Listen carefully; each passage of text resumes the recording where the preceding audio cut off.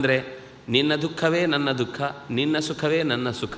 ನಮಗೆ ಪ್ರತ್ಯೇಕವಾಗಿ ಒಂದು ಸುಖ, ನನಗೊಂದು ಬೇರೆ ಸುಖ, ನಿನಗೊಂದು ಬೇರೆ ದುಃಖ, ನಿನಗೊಂದು ಬೇರೆ ಸುಖ, ನನಗೊಂದು ಬೇರೆ ದುಃಖ ಇಲ್ಲ. ಇಬ್ಬರಿಗೂ ಒಂದೇ ರೀತಿ. ತತಸ್ಸ ಪರ್ಣಬಹುಲಾಂ ಚಿತ್ವಾ ಶಾಖಾಂ ಸುಪುಷ್ಪಿತಾಂ ಸಾಲಸ್ಯಾಸ್ತೀರ್ಯ ಸುಗ್ರೀವೋ ನಿಶಸಾದಸ ರಾಘವಃ. ಮರದ ಕೊಂಬೆಯೊಂದನ್ನು ಕತ್ತರಿಸಿ ಅದರ ಎಲೆಗಳ ಅಡಿಯಲ್ಲಿ ಎಲೆಗಳನ್ನು ಅಡಿಗೆ ಹಾಕಿ ಅದರ ಮೇಲೆ ಇಬ್ಬರು ಜೊತೆಯಾಗಿ ಕೂತರು. ಲಕ್ಷ್ಮಣಾಯಾತ ಸಂಹೃಷ್ಟೋ ಹನುಮಾನ್ ಪ್ಲವಗರ್ಷಭಃ ಶಾಖಾಂ ಚಂದನ ವೃಕ್ಷಸ್ಯ ದದೌ ಪರಮಪುಷ್ಪಿತಾಂ.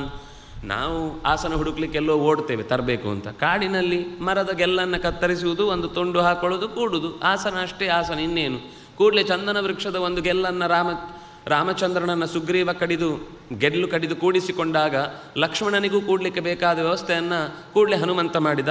ಚಂದನದ ಒಂದು ತುಂಡನ್ನು, ಮರದ ಗೆಲ್ಲನ್ನು ಕತ್ತರಿಸಿ ಎದುರುಗಡೆ ಇಟ್ಟು ಕೂತ್ಕೋ ಅಂತ ಅವನಿಗೂ ಕೂಡಿಸಿದ.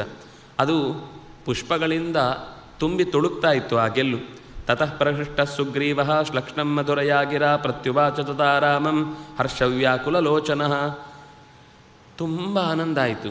ರಾಮನ ಜೊತೆಗಿನ, ರಾಮ ಅನ್ನುವ ಶಬ್ದವೇ ನಮಗೆ ಆರಾಮ ಮಾಡುವಂಥದ್ದು, ಆರಾಮ ಕೊಡುವಂಥದ್ದು. ಅವನ ಜೊತೆಗೆ ಕೂತಿದ್ದಾನೆಂದರೆ ಎನ್ನೆಷ್ಟು ಸಂತೋಷ. ಸುಗ್ರೀವನಿಗೆ ರಾಮನ ಪಕ್ಕದಲ್ಲಿ ಕೂಡುವ ಭಾಗ್ಯ, ಜೊತೆಗೆ ಈಚೆಯಿಂದ ಲಕ್ಷ್ಮಣ, ಏನು ಆನಂದ. ಇದರಿಂದ ತುಂಬಿದ ಮನಸ್ಸುಳ್ಳವನಾಗಿ ಅಹಂ ವಿನಿಕೃತೋ ರಾಮ ಚರಾಮೀಹ ಭಯಾರ್ದಿತ ಹೃತಭಾರ್ಯೋ ವನೇತ್ರಸ್ಥೋ ದುರ್ಗಮೇ ತದುಪಾಶ್ರಿತ. ನಾನು ಈ ಕತ್ತಲೆಯ ಬೆಟ್ಟದ ಒಳಗೂಡಿನಲ್ಲಿ ಭಯದಿಂದ ಬದುಕ್ತಾ ಇದ್ದೇನೆ ರಾಮಚಂದ್ರ. ನನ್ನ ಎಲ್ಲ ನೋವುಗಳನ್ನು ನಿನ್ನ ಹತ್ರ ಹಂಚಿಕೊಳ್ಬೇಕು ಗೆಳೆಯ ಅಂತಾದ್ದರಿಂದಾಗಿ ನಿನ್ನ ಹತ್ರ ಎಲ್ಲ ಹೇಳ್ಕೊಳ್ತಾ ಇದ್ದೇನೆ. ನಾನು ಮೋಸಕ್ಕೊಳಗಾಗಿದ್ದೇನೆ, ಭಯದಿಂದ ನರಳುತ್ತಾ ಇದ್ದೇನೆ, ಹೆಂಡತಿಯನ್ನು ಕಳೆದುಕೊಂಡಿದ್ದೇನೆ, ಓಡಾಡಿ ಸುಸ್ತಾಗಿದ್ದೇನೆ, ಈ ಕ್ಲಿಷ್ಟಕರವಾದ ದುರ್ಗದಲ್ಲಿ ವಾಸ ಮಾಡ್ತಾ ಇದ್ದೇನೆ.